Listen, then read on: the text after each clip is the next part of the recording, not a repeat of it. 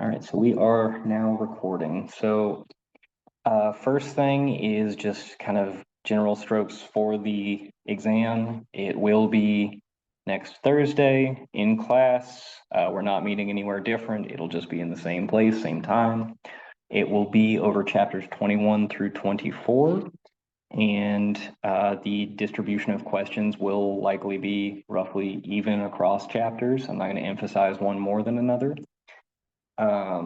It will probably be around 10 to 12 questions, including conceptual questions similar to the ones on the quizzes. And so those will have letters that say NWR or no work required to specify that you don't need to show any work, you just circle the correct answer. For others that don't have that, you do need to show work. If it asks for a free body diagram or something, you'll need to draw one. It's just whatever it asks for in the problem. And I do expect to see the work of how you got from start to finish. Answers on their own do not get very much credit. But on the positive side, a decent amount of work without being able to get to the answer does get a good bit of credit. So it's more important to show your work than to get the right answer. A cheat sheet can be brought to the exam. It can only be the front of an 8.5 by 11 sheet of paper. You can put whatever you want on there, and that will be in addition to on the practice exams, which hopefully everyone is seeing my screen right now with all these equations. These are the main ones we have used up through this point, and they're divided up by chapter. So these will be given, and it's really just about can you apply them. All right, that is the main stuff. There will be a bonus related to Gabby and the subjects we've talked about so far, so keep that in mind, I guess. But otherwise, we can just start recapping notes. I'm going to use purple since I don't think I've used it anywhere to just highlight what you do want to focus on as you study and what may not be as important. So on this first page, the big takeaway was this last part. Get back to. Why is it doing?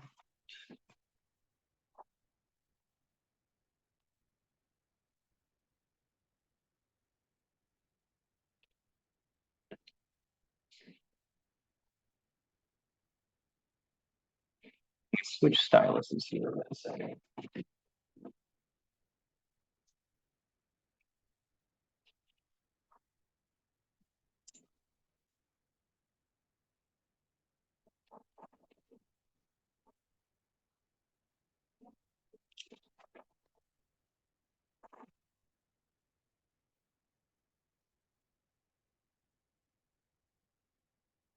I need to reopen this, and then we'll give it another shot.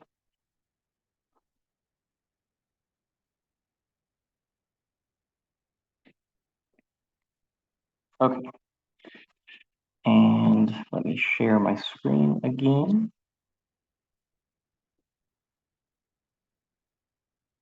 All right. So we should. Right, I guess it's when I'm screen sharing. So let me share everything.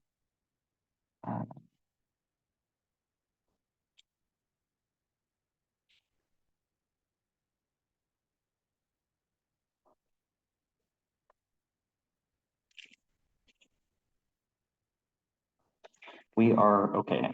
So after much ado, the main thing from this page is just that like charges repel, unlike charges attract. And the closer the charges, the greater that force. That is our qualitative version of Coulomb's law.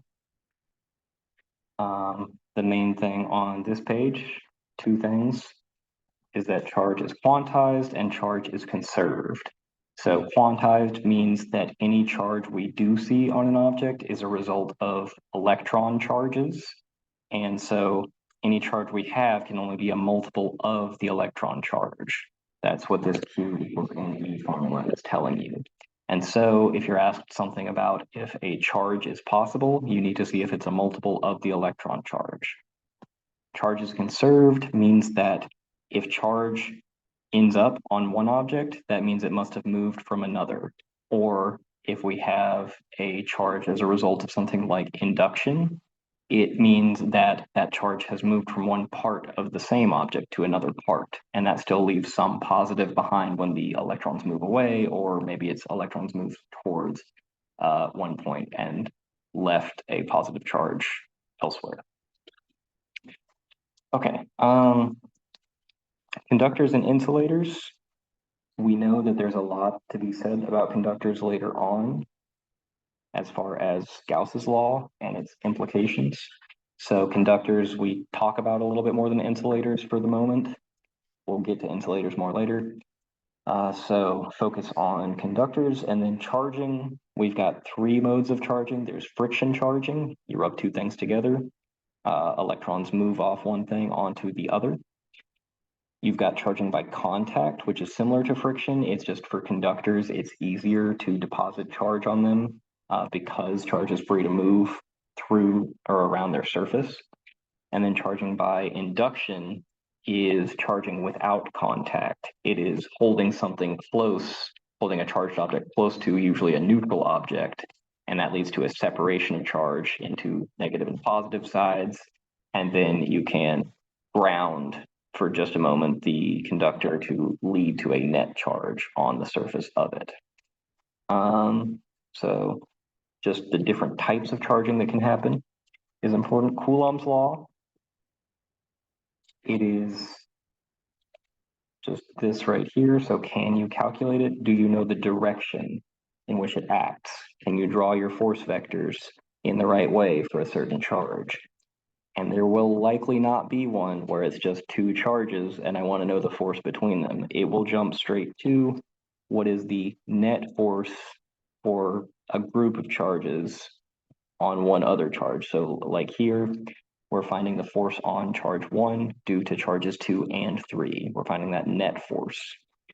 You may have somewhere they're along the same line like this, but it's equally possible that you'll have one more like this, where you have to use vector components and add the components together and then do Pythagorean theorem, vector addition. It's just the only new thing here is how we calculate our magnitudes. And we do that using Coulomb's law. This will not be on there. It was just saying that the electric force is much greater than the gravitational. Okay, then we move into electric fields. The analogy, if it helps you understand electric fields, is good, but I'm not going to test on an analogy. What is important is to know that the electric field is only a property of a single charge, not some charge we use to measure it. And so we have a big charge, we think of the Van de Graaff generator, it sets up an electric field, whether other charges are around it or not. But if we do happen to put a test charge somewhere around that Van de Graaff generator, we can measure the electric force on it, divide by the value of our test charge, and that will give us a measurement of the electric field created by the Van de Graaff generator, or whatever else is creating the electric field. So that's why we define the electric field in terms of that measurement. It's measured in terms of some test charge, but conceptually it's not about what test charge we use. It's about what's creating the electric field that the test charge experiences in order to feel that electric force. So you could be asked to find the net electric field instead of the net electric force at a certain point, but probably it's easiest to find the net electric field. So say we go back to this bit I mentioned here. The easiest way to find the force on charge 1 would be to find the electric field at that point due to charges 2 and 3, and then multiply it by charge 1. That's the whole point of the electric field, is it makes that calculation a little bit easier. So you could calculate it that way. You could just apply Coulomb's law directly, either way. Electric field lines will likely be like conceptual type questions. They point away or leave positive and point towards or enter negative charges. These other properties are not quite as critical. other than, I'll say field lines are tangent to electric field vectors, and then that the closer the lines are, the stronger the electric field is. The density of field lines tells you something about the strength of the electric field. And so if you understand why the pictures for these different charge arrangements look the way they do, you're probably good on electric field lines. This example was running through all of those rules, so it's good to review to understand those properties of field lines. But probably the main calculation thing that will happen in this chapter is finding the electric field of a group of charges. So I'm talking something like this example right here. There could be a conceptual one that's more like one of these, or like we had on a quiz where you've just got charges on the corners of a square or rectangle and you want to find the direction of the net field. But more likely it will be something like these calculations at the bottom, finding the value of that net electric field and the direction it points. Okay, a dipole is, I don't know why it wasn't written here, but same value of charge, but opposite sign. So two charges with the same value but opposite signs, spaced a distance d apart.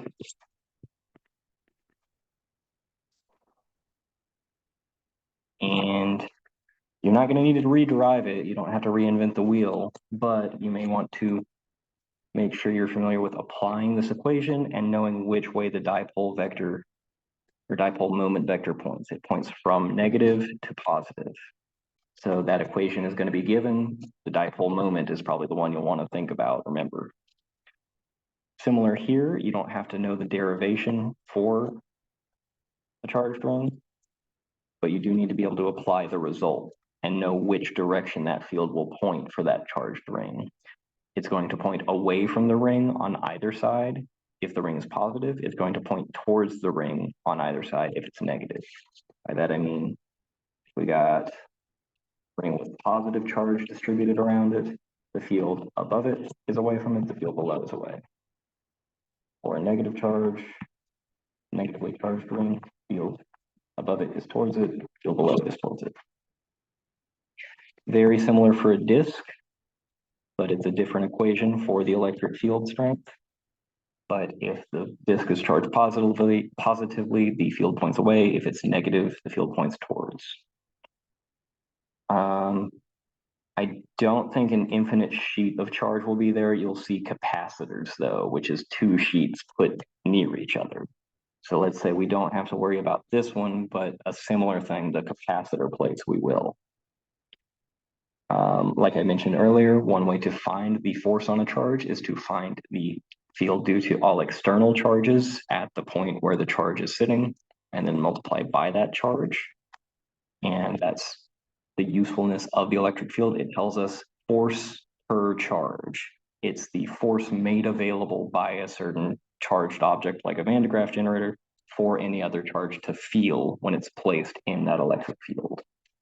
And so again, you may not see calculations like these starter ones. You would find the electric field due to a group of charges and then find the force on a charge at a certain point as a result of that field. One like this, I don't think I'll do that to you as far as the calculation, but the concept is important. And by that, I mean, which direction does charge move if you have it in a certain electric field? So if this plate were positive at the top and negative at the bottom, the field is going to point away from positive towards negative. It's going to point downwards.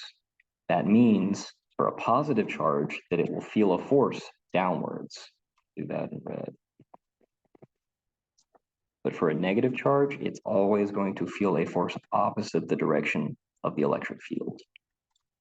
And that's a result of how we've defined the electric field. Is defined in terms of a positive charge, that test charge. And so any negative charge that goes in for Q is going to flip the direction of our electric field vector. So again, conceptually, you need to know which plate the charge might tend to move towards. But calculating stuff like this, the kinematic stuff, I won't worry about on this one. For the dipole, the main thing is that the dipole tends to try and align with the electric field. In particular, it tries to align its dipole moment vector with the direction of the external electric field. And so that means you have a positive charge more towards one end and a negative charge more towards the other. And then just calculating what torque would be experienced for a particular angle. It's going to be 0 if the dipole is aligned with the electric field. It's going to be not 0 for any other angle, and you need to be able to calculate that. This is just an application, so you don't have to worry about it. Gauss's law. Gauss's law is the tough one. It is about relating the charge enclosed by a certain surface to the electric flux or the amount of electric field piercing that surface. And so this is just to motivate the idea of Gauss's law. So it's not really the way we end up working with it. We don't count field lines directly. We have flux to count them for us. But the concept of Gauss's law, if you can make that familiar, a lot of the conceptual questions for this chapter become much easier. It says that the number of field lines leaving a surface is proportional to the charge inside that surface. If you have no charge inside a surface, like this one, then the net number of field lines leaving that surface is 0. If you have some charge inside, the net number is not 0. If it's a positive charge, you expect a positive flux, an outward flux. If it's a negative charge, you expect an inward or negative flux. If we look at other surfaces, like this whole one, we have to think about the net charge, and that's 2q minus q, that's positive q, so we still expect a net outward flux for this larger surface. If it helps, replace positive charges with a water faucet or some other source of water, replace negative charges with a sink, and then just think of electric flux as the amount of water flowing through a certain surface. And the electric field vectors tell you the direction that water is flowing. Okay, then Gauss's law just says, if there's nothing inside making the water, it makes sense that you don't have an increase in the amount of water flowing out of that surface compared to what went in. You can't have more water coming out than what went in if you don't have anything inside the surface to produce that water. You also can't have more water flowing in than out, like in the case of a negative charge, unless there's something for the water to flow into a sink. Okay, that's the water version of Gauss's law. Electric flux is how we calculate it in full, how we count the number of field lines in a more mathematically correct way. You don't need to know necessarily how we build up to finding a full flux, as long as you understand that bit. It's just saying how much does the electric field point along the area vector, which is the vector perpendicular to a certain surface at a certain point. So this little patch has an area vector perpendicular to it, so it's this one, so does that one, so does that one. And we're looking at how much does the electric field point along that area vector at each point on the surface, and then add all of those fluxes up to get the net flux. An example like this one will almost guaranteed be on the exam. If this one doesn't make sense, it's probably time to let me know or to start looking over it again. One like this is just how we got to Gauss's law, so you don't necessarily need to know the specifics of it, but those arguments that we've made over and over and over to apply Gauss's law, that if the electric field is in the same direction as the area vector, their dot product is just the product of the magnitudes. And if the electric field is the same over the whole surface, we can factor that out of the integral. Those might be helpful things to remember. Excuse me. Yes. Were you referring to the cube example, or were you referring to the bottom example? The cube example is the one that will for sure be on the exam, a similar cube example. The point charge one down here, just those kind of properties that we use to get that answer might be useful to remember that when the electric field and area vector point in the same direction, you get the largest possible dot product, and it's just the product of their magnitudes, and then that factoring out the electric field because it's constant over the surface. Okay. So again, Gauss's law, this is just restating that conceptual form. It says if you don't have charge enclosed by a surface, the flux through that surface is zero. Or if you don't have flux through a surface, the charge enclosed by that surface is zero. Or if you do have flux through a surface, the charge enclosed by that surface is there. There is a charge enclosed. Or if you have charge enclosed by a surface, there will be a flux through it. It says all of those things. Okay. It is this equation. And so that would be what you'd follow up with for that box example to find the charge enclosed. So really, when I say that box example will be on there, I mean the full calculate the flux for me and find the charge enclosed by that box. Conductors and insulators. You don't have to know how we got to all our results necessarily. Okay, because that's a lot, but you do need to know that that's what the electric field strength looks like on the surface of a conductor. And then all these things. That inside the electric field is zero. On the surface is where all the charge sits. It sits at sharper points. It becomes denser at sharper points on the conductor surface. And outside, the electric field is perpendicular to the surface and is given by that formula on the previous page. A question like this one is also likely. It was one we did in class. It was one that was on the homework. I think there was a version of it on the practice. It is going to be on the exam, okay? But hopefully you've done it so many times that it makes sense. The idea is I have an initially neutral conductor. If I stick a charge in a cavity inside that conductor, so not inside the conductor itself, but in a cavity that I've dug out of it, that charge will tend to induce a charge on the inner surface of the conductor because it's going to repel the electrons in the conductor, and that will push them towards the outer surface. And then using Gauss's law and the idea of conservation of charge, I can figure out exactly how much charge ends up on the inner surface and the outer surface. Because the field within the conductor is zero, because the field within any conductor is zero, we have to have the charge enclosed be zero. And if the field is zero, the flux through that Gaussian surface is zero, and so the charge enclosed is zero. But that means that whatever charge went to the inner surface has to add up with the charge that I stuck in the cavity to give zero net charge. That's how we found that that was a positive 5 on the inner surface. Then, because that happened from electrons moving away from that inner surface, I only ended up with as much charge as moved away towards the outer surface. So I should have -5 on the outer surface worth of electrons. Again, the derivation is not so important, but knowing that the field is outward if our charged rod is positive, inward if it's negative, and then how to calculate that field is important. And again, these arguments of when can you say the flux is zero? It's pictorially when we don't see any electric field lines going through that piece of our Gaussian surface, but mathematically it's when our electric field vectors are perpendicular to our area vectors, like at the top of our cylinder, the area vector points upward while the electric field points like that. And so the flux through that top surface should be zero, is zero.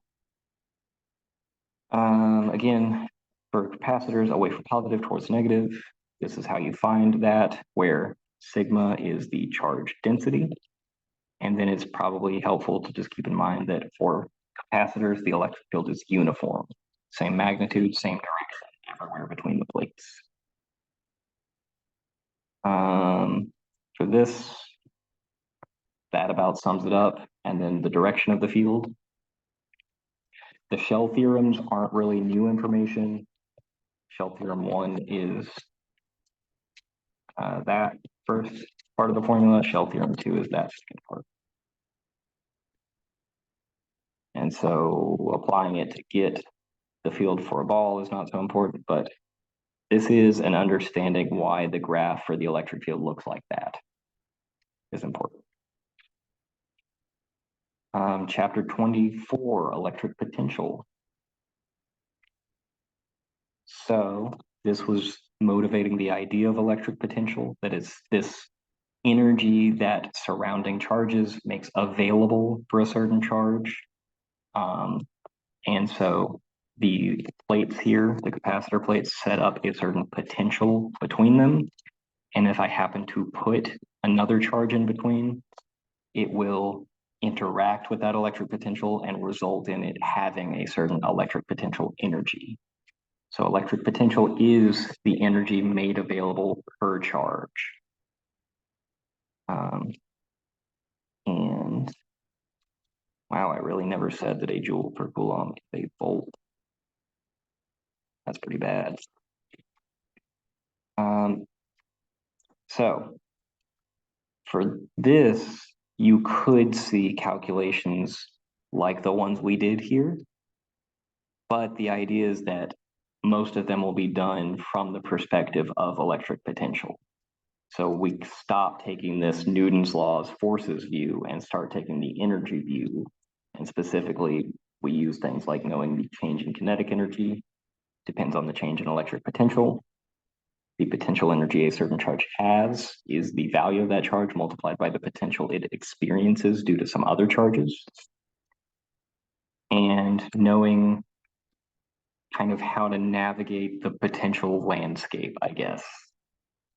The idea that what we proved a little bit later on, a positive charge itself sets up a hill of potential, a negative charge sets up a valley of potential.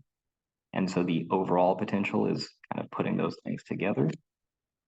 If we have other charges moving through this potential landscape, a positive charge will accelerate as it moves from high to low potential, it rolls downhill.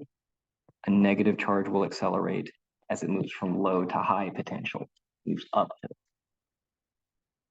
So this would be set up by like a large positive charge, and this is set up by a large negative charge, and then we think of a smaller charge moving through that potential landscape, and we'll come back to that. This is, I've kind of already said this as we move through the chapters, but this is the summary of how those things relate.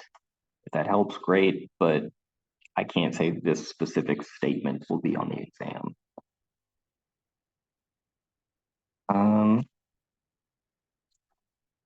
You will need to be able to calculate changes in kinetic energy, or what is the potential, or similar questions. What is the work done on a charge as it moves between different equipotentials?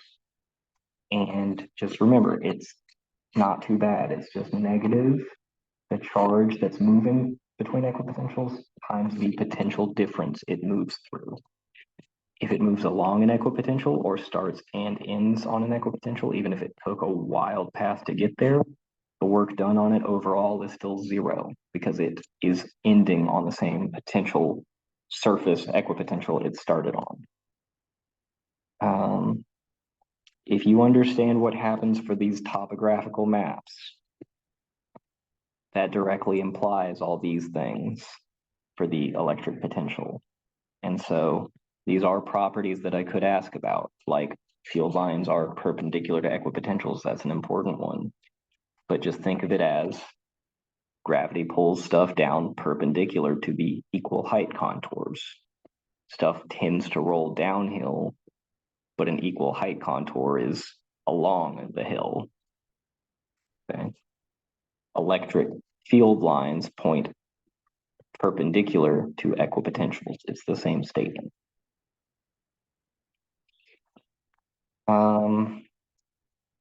I'm not going to make you do this.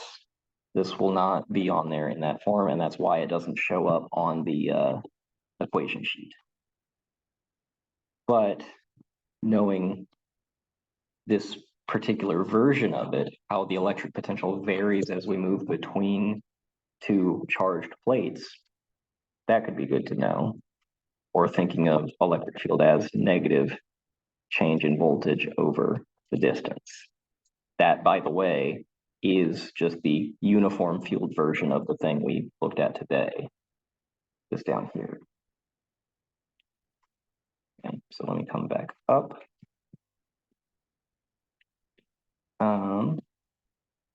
Don't need to read or write the potential of a point charge, but you do need to know it. And again, this stuff about how charges create hills and then how other charges interact with those hills of potential. And like with electric fields, I will likely not be asking you to find the potential associated with just one charge. It will automatically start with something like one of these, a group of charges. And I want you to tell me the total potential. I could also ask, okay, what's the potential at P? What's the potential at another point Q? All right, now what's the potential difference between them? Okay, if a charge moves from P to Q, how does its kinetic energy change? That's all stuff that can be answered. You just find the potential at P, call that VP, potential at Q, VQ. The potential difference if a charge moves from P to Q is VQ minus VP. The change in kinetic energy is negative Q times that change in potential, so VQ minus VP. Okay, so it's just putting together multiple things we've talked about into one problem. It'll probably be like a part A, part B, part C. Calculating total electric potential energy. If it's there, it will be exactly like this one. It'll be a triangle.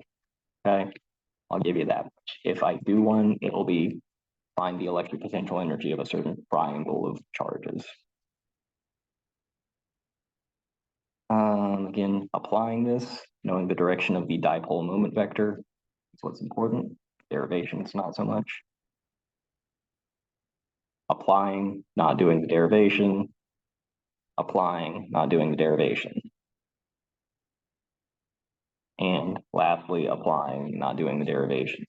So what's going to be said here on Tuesday, this is the only thing, and we pretty much already said it, it's just we care about along an x-axis, so we do negative dv dx. What's happening along a y-axis, so we do negative dv dy. What's happening along the z-axis, negative dv dz. And so if we wanted to find the electric field associated with, for instance, a disk as we move along the z-axis, it's just negative. Partial of that with respect to z. A partial derivative just means whatever's down here, that's your only variable you care about. So z is my only variable here. I don't worry about this. I don't worry about anything else changing. I just see how v would change if z changes, and then treat that as what I'm taking a derivative with respect to. Because we haven't gotten to it just yet, if there's anything like this, it will be that uniform field idea that I mentioned up here. That it's just the electric field is the negative of the rate of change of potential. Where to go? This right here. So you could go find the change in potential given the electric field strength and the distance you move between your two plates, or given a certain change in potential happening over a certain distance between the plates, how strong is the electric field? That's the only version of that I'm worried about for the exam. So we'll say, partly because we haven't covered this, partly because it's a little bit too much to ask of you, I think, we will not have that on the exam, but we will finish talking about it on Tuesday. Okay, so that is 21 through 24. Are there any questions about the notes? And if not, we can pivot to practice problems. Currently, I don't really have any questions. Okay, that is okay. It looks like you are the only one here. So, Indeed. and I do not see any questions in my email.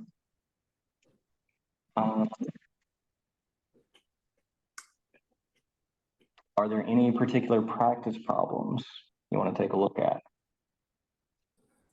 My weakness will be Gauss. Okay.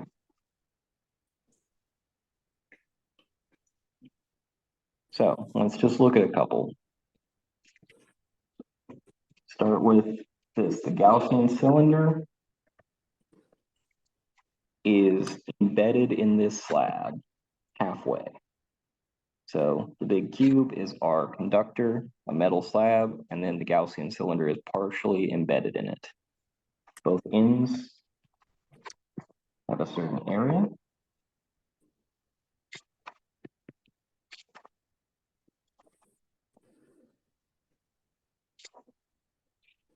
And the slab itself has a surface charge density 4 times 10 to the negative 9 coulomb per square meter. Okay. What is the flux through the lower face of that cylinder?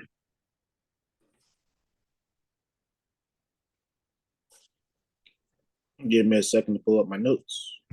Okay.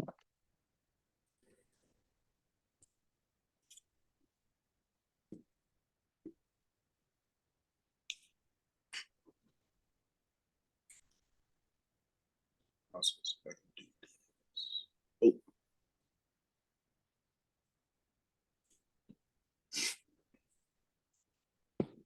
So to start with, we have to do a dot product of the electric field into the area. Okay.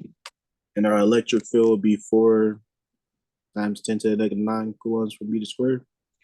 That density of surface charge, that's how tightly packed how packed charge is on the surface of that metal slab. It's not the electric field. But what you said at first, I agree with. We'll have to dot product the electric field with the area vector, which all of them on this lower face are going to look something like that. But think about where that part of the cylinder is. What's on the bottom surface? So that'll be the 2 times 10 to the negative 6 meters squared. Okay, but it's inside of a metal, a conductor. What is the electric field inside there? The electric field should not exist. I agree. In general, this is true. Integral of E dot dA over the whole surface of this thing. And so if I'm just looking at the bottom, integral of the bottom face.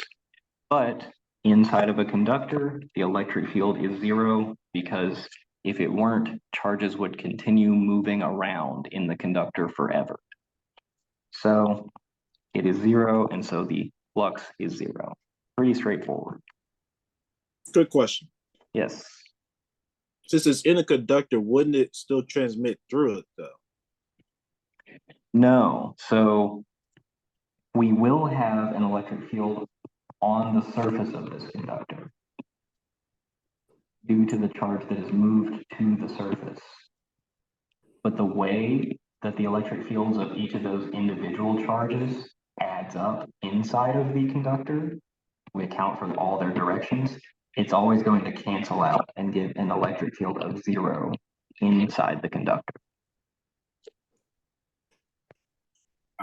Okay, I get why I was messing up at. I'm still thinking it's outside of the box. Okay.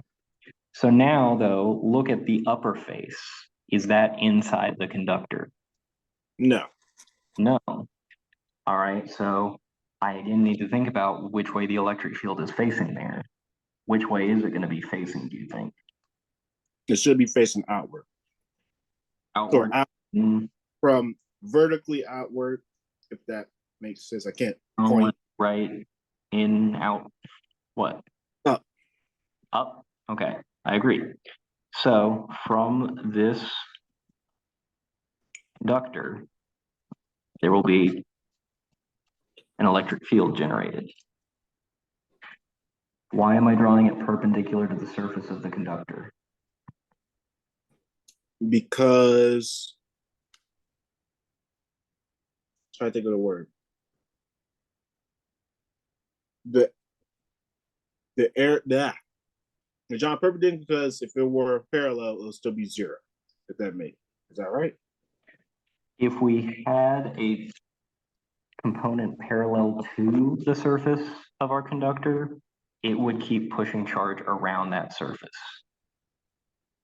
So the electric field for a conductor is always perpendicular to its surface, any conductor. So that's one of those properties of conductors. So if it's parallel to it, it'll forever push the charge along it, but not outward of it. Yes, so if I had a field line, let me look at the left-hand side, just because I have more room over here. If I had an electric field vector that looked like that, right on the surface, right there, I could think about its component along the surface and a component perpendicular to the surface. If I had a component along the surface like that, that means I have an electric field pointing that way. That means any other charges around that point will feel a force, and that will push them along this surface. And by doing that, that has other charges push other charges and so on and so forth. And you end up in this endless loop of charge moving around the surface. So we just can't have that be there. I can only have a perpendicular component because that's just kind of pushing the charge against that outer bit or outer surface of the conductor. And it kind of gets stuck there because of other interatomic forces that hold the conductor together. Okay. Gotcha. Yep. So the short of it is electric field is perpendicular to the surface of a conductor always. So now we calculate the flux through the upper surface. Quick tangent. Does that also apply to insulators? It does not. And the reason for that is that insulators don't have a lot of charge free to move through them in the first place. And so an argument like this, where we rely on, oh, the charge is going to keep moving around the surface, it doesn't work for an insulator. They're a little bit more complicated in that sense. Is that because the charge was neutralized due to insulators having lack of charge, if I remember correctly? No, you can have charge on an insulator, but the idea is that that charge can't freely move around the insulator, and so it doesn't spread out over the surface of it in the same way it does for conductors. Gotcha. Yep. So all those properties we talked about in the Gauss law chapter are for conductors only. They are not for insulators. Okay. Through the upper face, we still need integral of E dot A.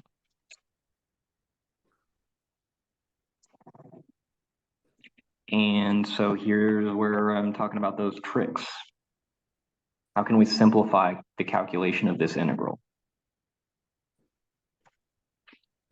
Here I'm talking about these are my little area vectors. I'm looking through my notes.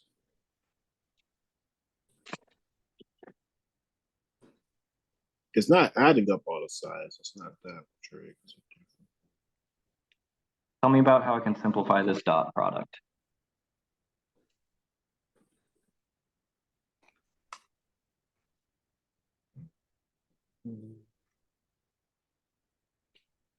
Take out the, no, that's still doing integration.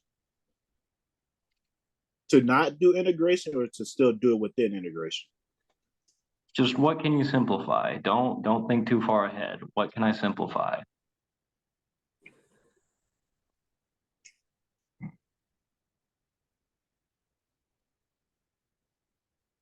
Just surface area? That dot product, I have to worry about the magnitude of my two vectors and the angle between them. But what is the angle between those two vectors over the entire upper face? They're the same. It's the same angle, and that angle is 9 degrees.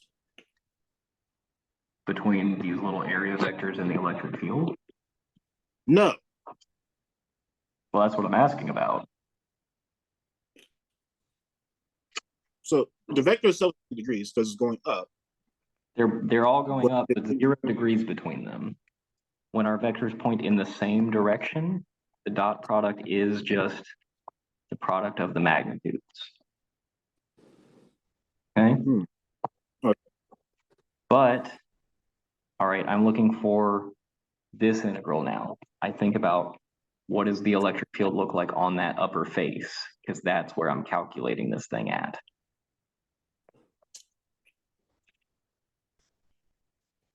Can I pull E out of my integral? Yes, you should be able to. Because why? Because E at 9 degrees should be equal to 0. Unless I'm overthinking. No. So we've already moved past the angle between the two vectors. That's how we simplified from a dot product to a product of the two magnitudes. Because otherwise we'd still have a cosine theta piece in there. But theta for every one of these pairs of vectors, the little area vector and the electric field vector on the top face of that cylinder, they're all in the same direction. Cosine theta is 1 because theta is 0. So it goes away. I'm just left with this stuff. I can pull out the electric field strength because it's going to be constant on that whole upper face. And that's because I'm equally far away and my electric field vectors are all perpendicular, so it should be a uniform field up there. Okay, that is electric field strength times the area of the upper face. That's something we're given. For electric field, we're not given that, but we are given surface charge density. And one thing that was mentioned in the notes is that the electric field strength near the surface of a conductor, but outside that surface, is the electric field density, or charge density, surface charge density, over epsilon naught. So my flux is sigma over epsilon naught times A. And those are all numbers that I have now, sigma, A, and then epsilon naught.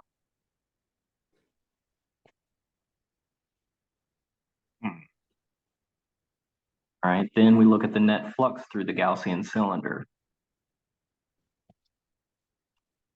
That's going to be flux through the lower piece, plus the flux through the upper piece, plus the flux through the sides. We've looked at the Would the side be cut in half in this case? Say again? Would a side be half in this case, or we just discount the side being taken up by the metal box? So we do have to think about two different parts of it. Inside, yes, we can go ahead and throw out what we're doing inside because the electric field is 0 in here. So whatever integral we try and do over the side of this thing, however we try and add it up, it's going to be 0 for that piece. But we still have to worry about the side that's outside of the conductor, where its area vectors look like that. They're radially outward on all sides of that cylinder. Okay, but what do you think about the angle between those area vectors and my electric field vectors?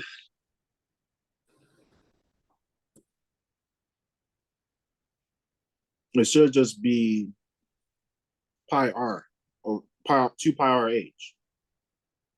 Or am I off on that? Tell me about the angle between this electric field vector right here and this area vector on that side face. The angle's perpendicular. It's 90 degrees. Yep. Okay, what about this one and this area vector? Also perpendicular. Also perpendicular. Okay. What is the dot product for two perpendicular vectors equal to? 0. 0. So everywhere in this part that's outside the conductor, as long as we're talking about the sidewall of the cylinder, that flux is going to be 0. No electric field is flowing through the sides of my cylinder. They're all flowing through the top cap of it. even though part of it's located outside of the conductor? Yes, because if I redraw a little bit, got my box and cylinder. Inside, electric field is 0. Outside, it's perpendicular to the surface of the box. But everywhere outside on these side faces, that still means that my little area vectors are perpendicular to my electric field vectors. Another way of saying it is I can see from my picture that electric field lines are only flowing through the top face. So I should only expect to get a flux through the top face of my Gaussian cylinder. In that case, tangent question. Yes. So that means the box itself will not have an electric field since all the electric field being concentrated into the cylinder? No. No. Has an electric field outside of it that is always perpendicular to its surface, everywhere around it, because it's a conductor. Yes.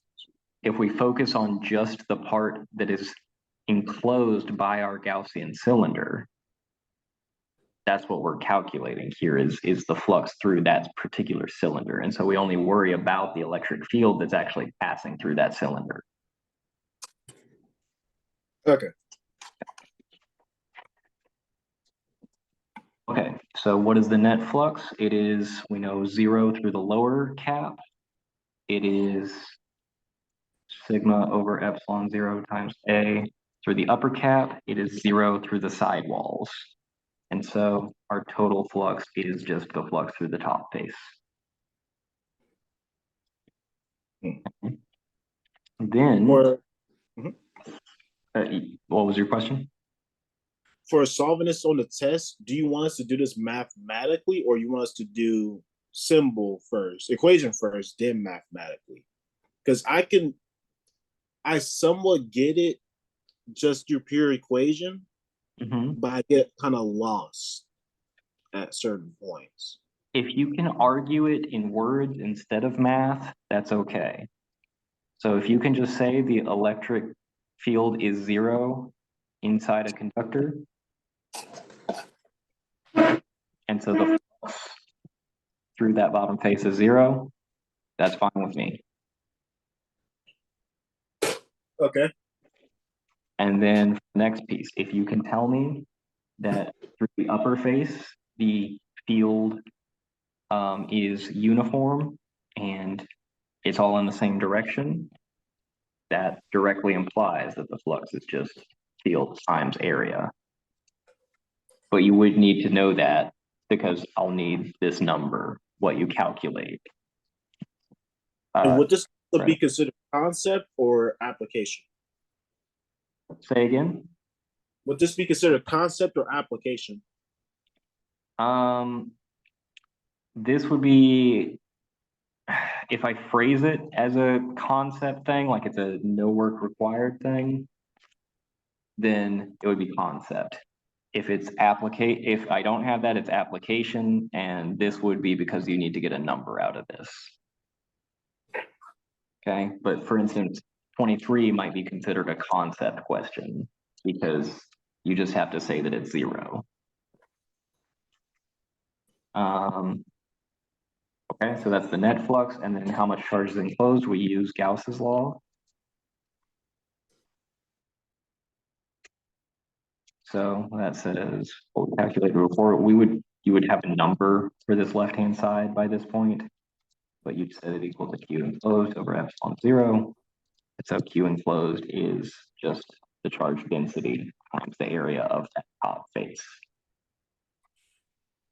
Where that charge is on the surface of the conductor, but the part of the surface enclosed by that cylinder.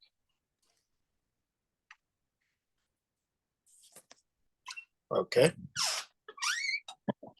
Questions would likely for calculation lean towards something like this.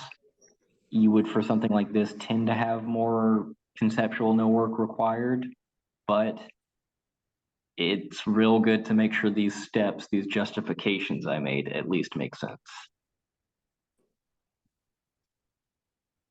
Okay. Other questions? Can we quickly go over chapter 21 real quick? Okay. I had a question over there. I'm also about to rejoin my desktop, so I will be semi-silent for a second. Okay, so what particular part of chapter 21?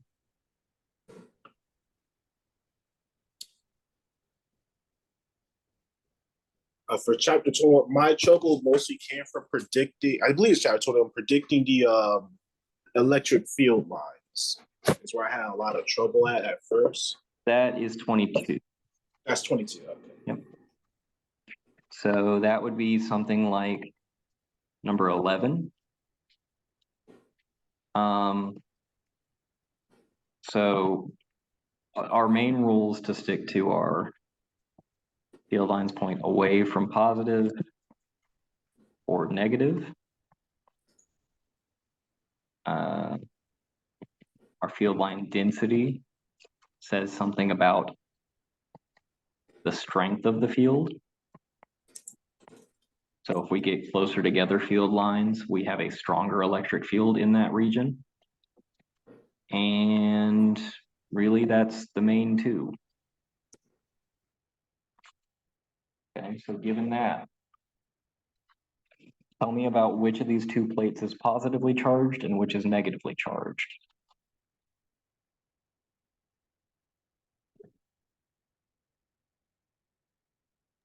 Oh, can you hear me? Yes. Awesome. The bottom one should be negatively charged, while the top one's positively charged, going from the vectors, well, the lines, I should say. Why? What makes you say that? What makes it say that is just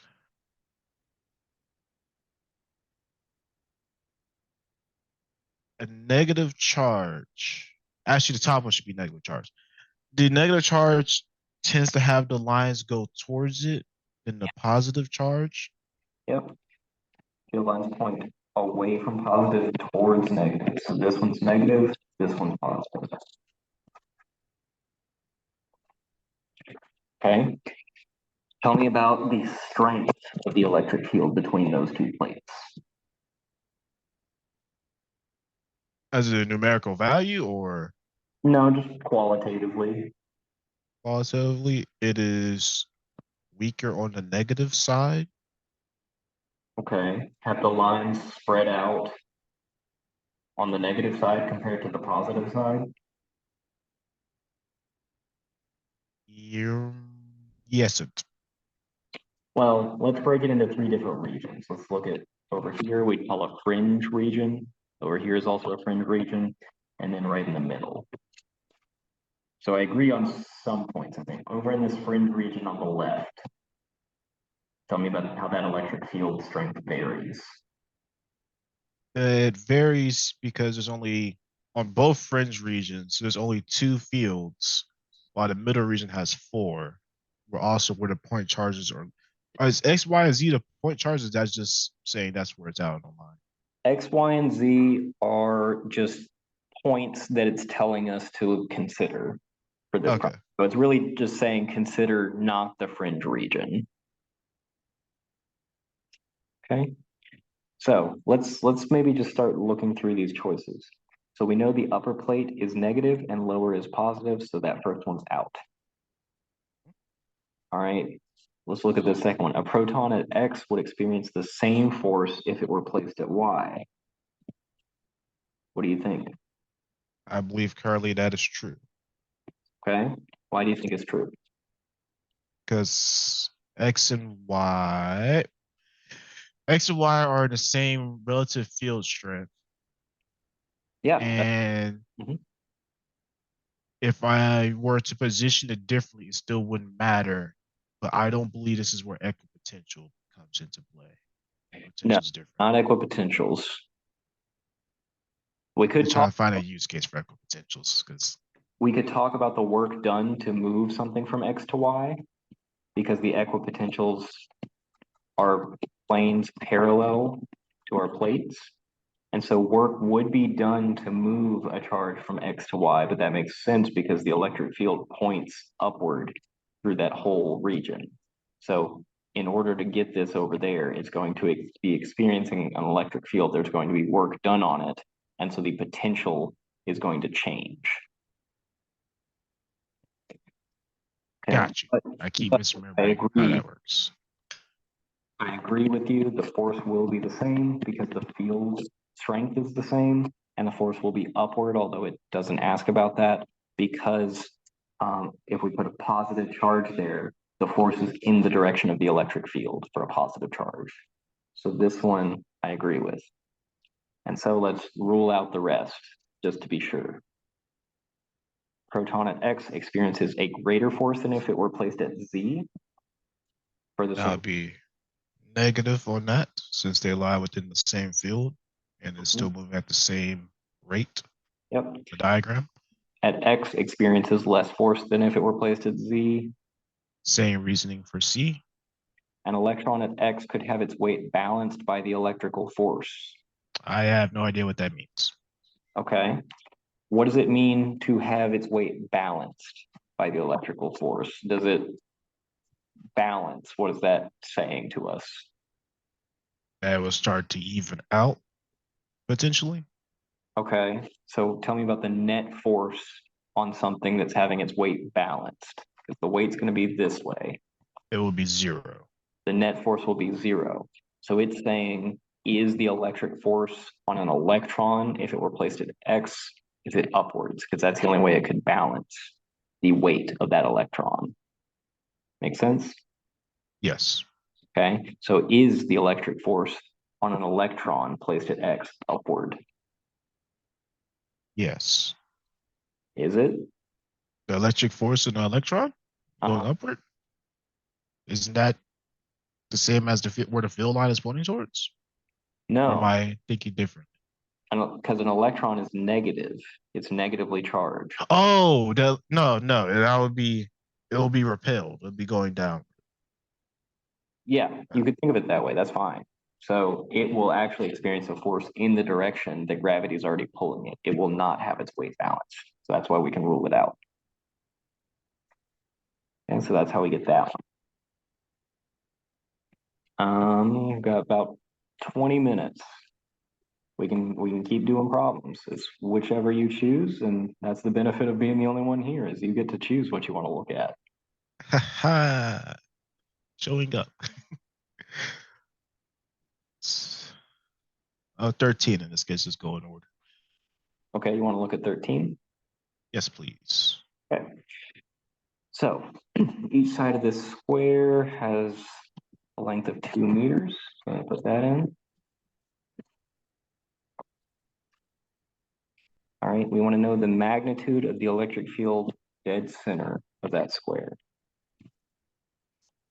So my approach to problems like this is always draw my electric field vectors first, and then use that to help me figure out my directions for the net X component, the net Y component, so on and so forth. So these are all going to be the same distance away from the charges. So that's going to be the same distance. Actually, you know what? I'm not going to draw that in because that's going to get real crowded if I then draw the electric field vectors. But that distance is going to be, I'll just do 1 as a dotted line. I can calculate it because I know that this length is 1, this length is 1, because it's half of that side of the square. And so this is square root of 2, Pythagorean theorem. All right, so that's going to be my distance that each charge is away from point P. Now I'll look at my direction for my electric field vectors. So let me label these 1, 2, 3, 4. is the electric field vector due to charge 1 going to point away from charge 1 at P or towards it? It's going to part towards it. Actually, it Mhm. may point away from it due to 3. I'm just interested right now in the electric field due to charge 1. In that case, it'll point towards it. Which way do electric field vectors point? Outward.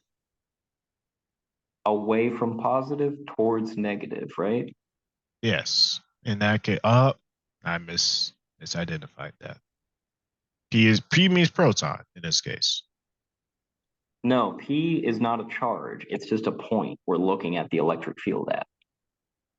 I was looking at the point 1, not point P. Okay, I see it now.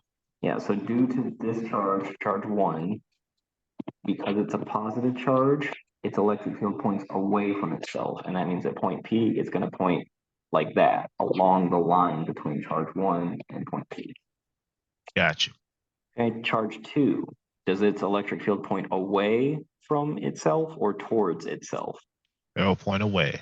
Away. So it's going to be something like that. It'll actually be a little weaker though, so I'm going to shorten it because it's due to a 1 microcoulomb charge instead of a 4.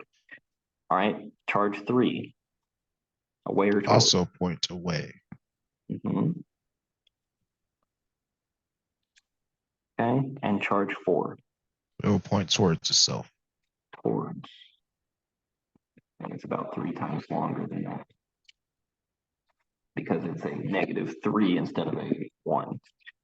Okay, so I could jump straight in and start calculating components of all 4 of these things, but I could instead just notice that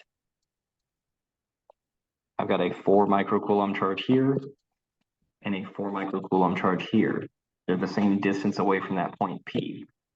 So their electric fields should be equal in magnitude and they're opposite in direction, so they cancel out.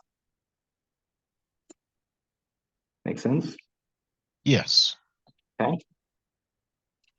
So we're just left with finding the net field due to these two. And since they point in the same direction, I could break each into X and Y components and then add those components and then find the resultant, but they're in the same direction. So I actually don't have to. I can just calculate the electric field for each one and add those magnitudes together. So this is KQ1 over R1 squared. E2 is KQ2 over R2 squared. And now that we've accounted for direction in the picture, we use absolute values.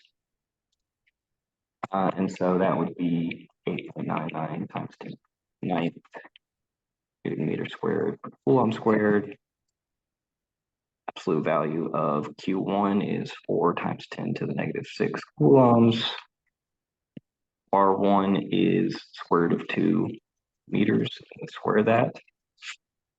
And then all this looks exactly the same because it's still, we use that for K. We have the same charge, or no, I'm sorry, we don't have the same charge. It is 1 times 10 to the -6 coulombs, and then over square root of 2 meters squared. And so the total. Shouldn't that be -3 times 10 to the -6 for E1?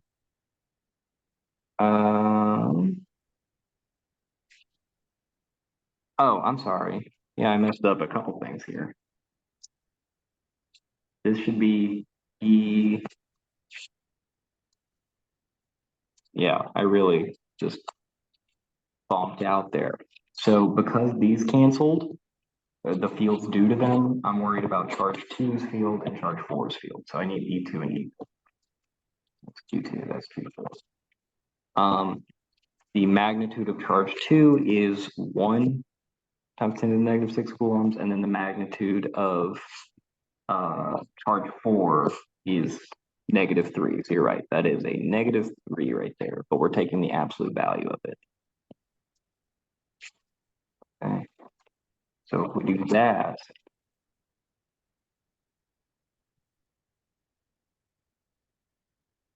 And then I just add those two together. That'll give me the overall or net electric field that points that way, and it's longer. It's the sum of those two lengths. I would recommend, though, probably as a general bit of advice, do break stuff into components. These will both be at a 45-degree angle. And so you can do their x components. They're both going to be negative because they point to the left. And you can do their y components. Those are going to be both negative because they point downward. And then you can find the net x component by adding the two individual x components, find the net y component same way, and then do Pythagorean theorem with that. But you'll get the same number in this particular case as if you just add them.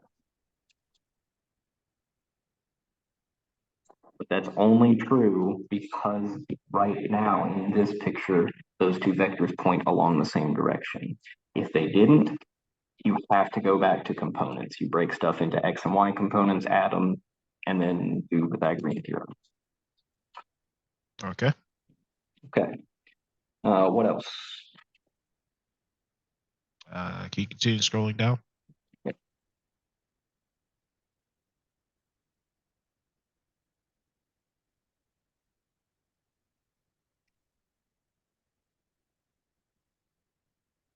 $15 is asking for integration again? Or am I thinking a little differently on that one? It is not. What is volume charge density? Volume charge density would be, let me look through my note. Can't remember off the top of my head, unfortunately. Do you remember what linear charge density is? I currently do not. Okay. Do you know what the symbol for it is? It's not lambda. It is. It is? Yep. So let's come up here. When in doubt, take a look back at the equation sheet. Linear charge density is charge per length. Surface charge density is charge per area. Volume charge density is charge per volume. So that's the one we want to look at.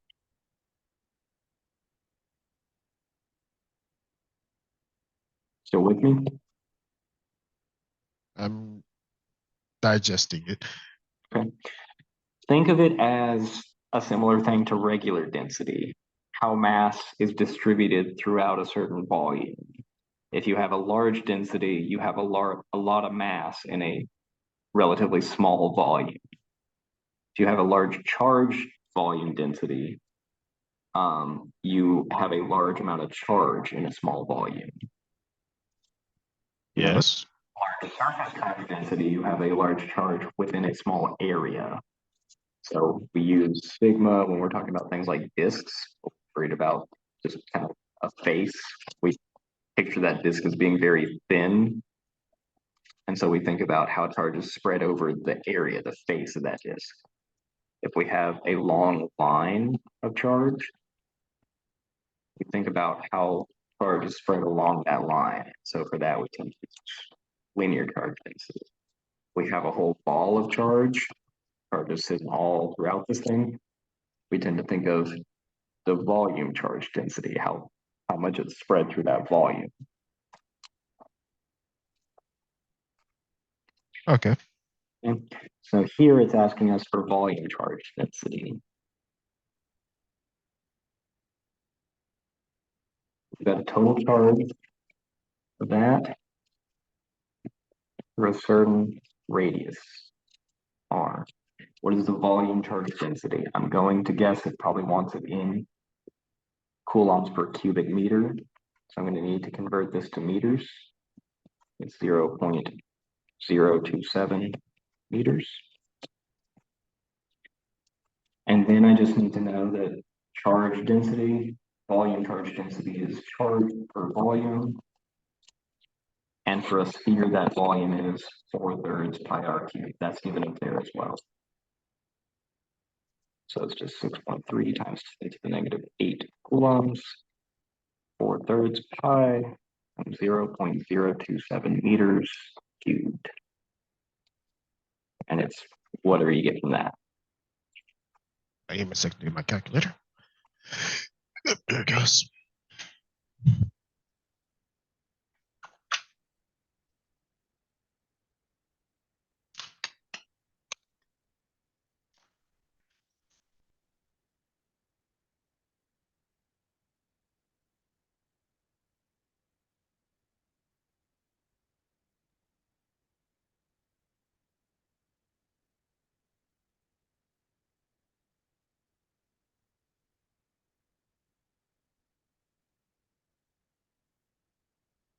Should get 7.641 to the 10 to the negative 4. Okay. Let's see if that's what we get over here in the answers. Yep, looks good to me. Awesome. All right, and if you want to check that one, you can, but and this one was good. We got that right. And then the Gauss Other law, one was Gauss. Zero. we didn't calculate that one in full, but we see that it's the same for the net flux. And then we should get that if we just take the charge density and multiply it by the area, we get that. And it looks like we do because it's 4 times 2 is 8, and then 10 to the negative 9 times 10 to the negative 6 is 10 to the negative 15. But All right. yep. All right, so got about 5 more minutes. Anything else to look at?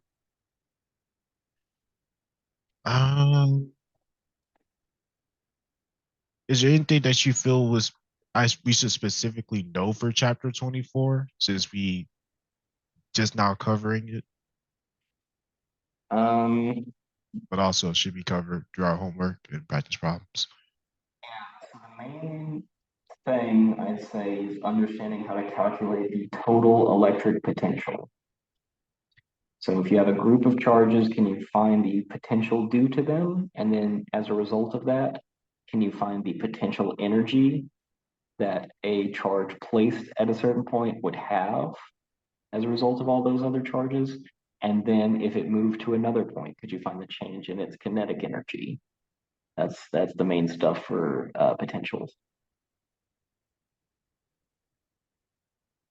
Okay. So if you, in the notes, look at,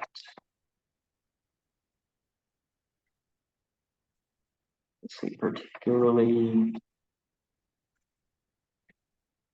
examples like these last two,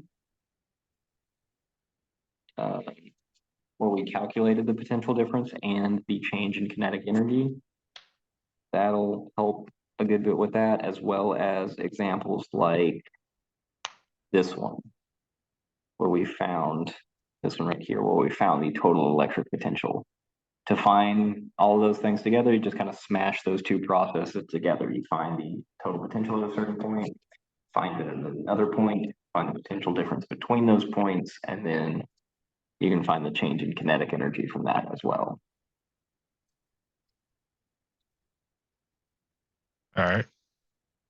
Okay. All right. Well, unless you have any other burning questions, I'll probably call it there. Yes, sir. All right, and we will finish up this last little bit of notes on Tuesday, but it will not be heavily emphasized on the exam anyway. So what we have covered up to this point is fair game. That last little chunk that we haven't, don't worry too much about it. Okay. All right. Well, I will have this posted in the next, it may be 5 or 6 hours just because YouTube takes that long to process these videos most of the time, but it will be up And if there are any other questions, feel free to email me or come to office hours over the course of the next week. Yes, sir. All right, you have a good day. Have a good one.